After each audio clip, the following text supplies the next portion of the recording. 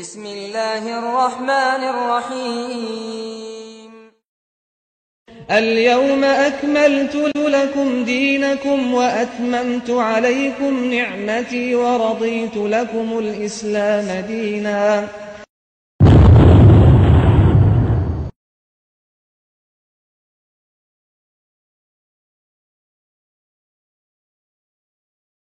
ওহে বিশ্ববাসী, ওহে মুসলিম জাতি, ভালো করে শুনে রাখো, আল্লাহ সুবহানাহু ওয়া তাআলা বলছেন আল-ইয়াওমা আকমালতু লাকুম দীনাকুম, আজকে আমি তোমাদের জন্য তোমাদের দ্বীনকে কামেল করে দিয়েছি, পরিপূর্ণ করে দিয়েছি, মুকাম্মাল করে দিয়েছি। আকমালতু লাকুম দীনাকুম, এই দ্বীন মুকাম্মাল হয়ে গেছে।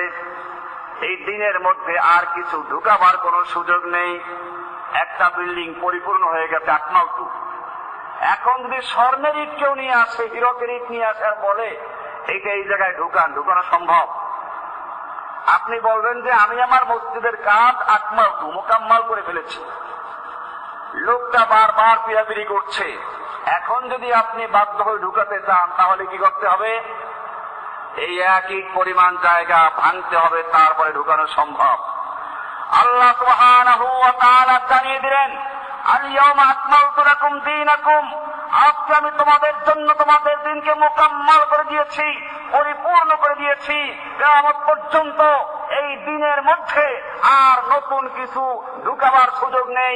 যত ভালো মনে করো, সওয়াবের কাজ মনে করো, তোমার ঢুকাবার সুযোগ নেই। মাগরিবের নামাজ 3 রাকাত ফরজ, 3 রাকাতই তোমাকে পড়তে হবে, 4 রাকাত পড়লে নামাজ হবে না। তুমি জোহর পড়েছো 4 রাকাত, আসর 4 রাকাত, এশা 4 রাকাত, আর মাগরিবের নামাজ মাঝখান থেকে 3 রাকাত পড়লো। কেউ যদি বলে অসুবিধা কি, সওয়াবের উদ্দেশ্যে একটা রুকু বেশি করব, সিজদা বেশি করব, আল্লাহর নাম নিব, সুবহান রাব্বিল আযীম বলবো, সুবহান রাব্বিল আলা বলবো, নামাজ হবে? কারণ যেই সময় দিন মুকাম্মাল হয়েছে, সেই দিনের মধ্যে মাগরিবের নামাজ তখন 3 রাকাতই স্থান পেয়েছে। ও মুসলমান জাতি, আল্লাহ রাব্বুল আলামিন জানিয়ে দিলেন যেইভাবে নামাজের মধ্যে রাকাত বাড়াবার কমাবার ক্ষমতা নেই, ঠিক তেমনি ভাবে দিন ইসলামের কোন ক্ষেত্রে কোন কিছুকে সওয়াবের নামে বাড়াবার কমাবার ক্ষমতা তোমাকে দেওয়া হয় নাই। সুতরাং মৃত্যুর পরে 3 দিনা মিলাদ, কোরআন খতম, 40 খতম, মৃত্যু বার্ষিকী খতম, এই সবগুলো আল্লাহ রাব্বুল আলামিন সেই দিনের মধ্যে দেন নাই, কোরআনের নাই, হাদিসের নাই। যারা এইগুলোকে সওয়াবের জন্য যুক্ত করেছে, যারা মুর্দার নামে কোরআন খতম করে পয়সা খায়, শকুনের মতো মুর্দার খায়, সেই লোকগুলো আল্লাহ দিনের মধ্যে বেদাত ঢুকিয়েছে। সওয়াবের উদ্দেশ্যে 3 দিনা মিলাদ খায়, কায়দা মতো খায়, খেয়ে খেয়ে পেট ভুঁড়ি বাড়ায়। মুসলমান কি খাও? পায়খানা খাও, পেশাব খাও, মদ খাও। একটা সুদখোর সুদ খায়, সে মনে করে হারাম খায়। আর একটা মৌলবী মুর্দারের নামে কোরআন খতম করে হারাম পয়সা খায়, সবের 2টা কাজ করে। একটা কোরআনকে বিক্রি করে খায়। মদ খাওয়ার চেয়েও হারাম, সুদ খাওয়ার চেয়েও হারাম, ঘুষ খাওয়ার চেয়েও হারাম। কারণ ওরা হারাম খায়, একটা হারাম কাজ করে, ওরা সবের পরে কাজ মনে করে খায় না।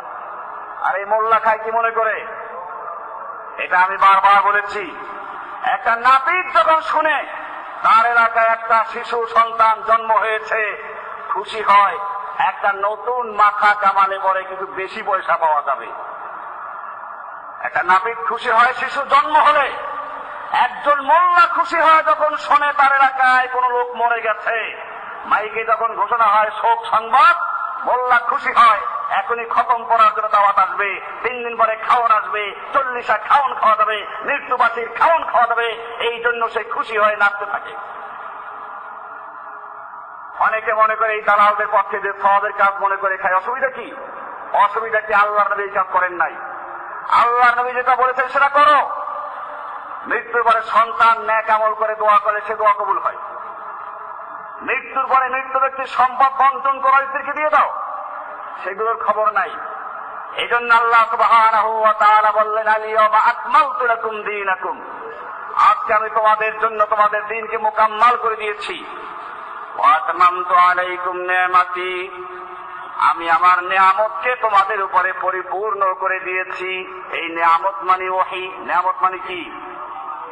ওয়া আতমামতু আলাইকুম নি'মাতি, আমি আমার নিয়ামতকে তোমাদের উপরে পরিপূর্ণ করে দিয়েছি, ওহীর ধারাকে বন্ধ করে দিয়েছি।